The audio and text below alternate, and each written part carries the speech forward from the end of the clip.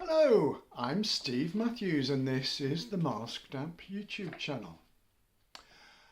And this is the third video about Perdita, a woman with dissociative identity disorder. One day, Perdita left a message on our voicemail. About to take a massive overdose, see me now or see me in hell. I knew she wasn't messing about. Grendel was in charge. I went straight out to see her, taking a female colleague with me. I know when not to go alone. When we arrived at her house, her front door was ajar. I had a horrible feeling of déjà vu. We went inside and called, but there was no answer. In the kitchen, we found a pile of bubble packs of tablets. They were all empty. We found Perdita in the living room. She was staring blankly ahead of her. Perdita, I said, what's going on? Perdita, she repeated, her 1,000-yard stare unwavering. What's going on? Perdita, how many tablets have you taken? Perdita, how many tablets have you taken? She seemed to be in a dissociative state again.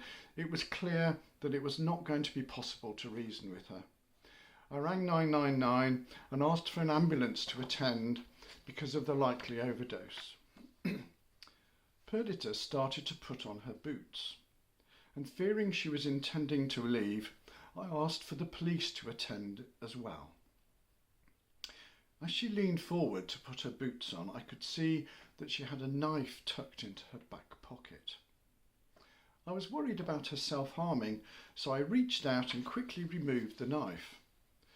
Perdita objected to this. She stood up and spun round, lunging at me. I saw she had another knife in her hand. I leapt backwards and I was aware that the point of the knife penetrated my arm, drawing blood. I couldn't get to the front door, so I told my colleague to run upstairs. I followed her. In the process, I dropped the other knife. Pausing briefly to retrieve it, Perdita came after us. My colleague ran into one of the bedrooms and barricaded the door. I went into another bedroom and slammed the door behind me, keeping hold of the handle. Perdita tried to open the door, then started to pound the other side with the knives. The blades started to penetrate and the flimsy door began to bow inwards. I put a foot up against the edge of the door and fished my phone out of my pocket. I realised that I hadn't hung up and the operator was still on the line. "Are you all right, sir?"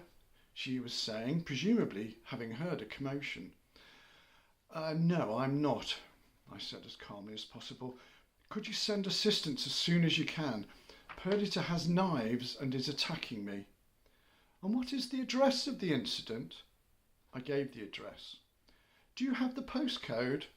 No, I didn't have the postcode to hand. "Is the address Acacia Road or Acacia Close, sir?" "It's Acacia Close." "Could you send someone as quickly as possible? Because I'm trapped in a bedroom and I don't think the door is going to hold for much longer." By now, I had gone into some sort of dissociative state myself. I found myself observing the entire scene as if I were watching a TV programme. This is remarkably like the "Here's Johnny" scene in The Shining, I remember thinking dispassionately. How interesting. The operator was speaking again. "We can't seem to find Acacia Close on our system," she was saying. "I assure you I'm in Acacia Close and I need a police presence here as soon as possible. Just tell the police to come to Perdita's house. They all know where she lives." The pounding on the door stopped. I heard Perdita go to the other bedroom door and try to get in there, but fortunately without success. Then I heard her go downstairs and it all went quiet.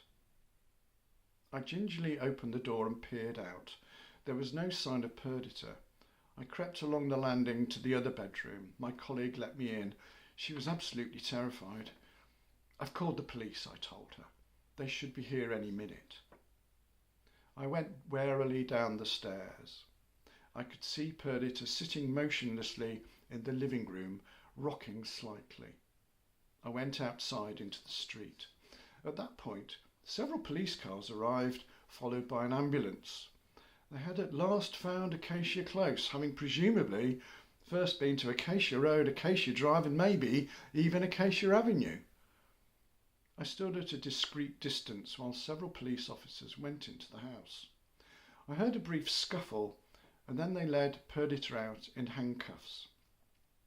She lifted her head and saw me. "Oh, hello, Steve," she said as the police led her away. "You took your bloody time getting here." If you have been, thank you for watching.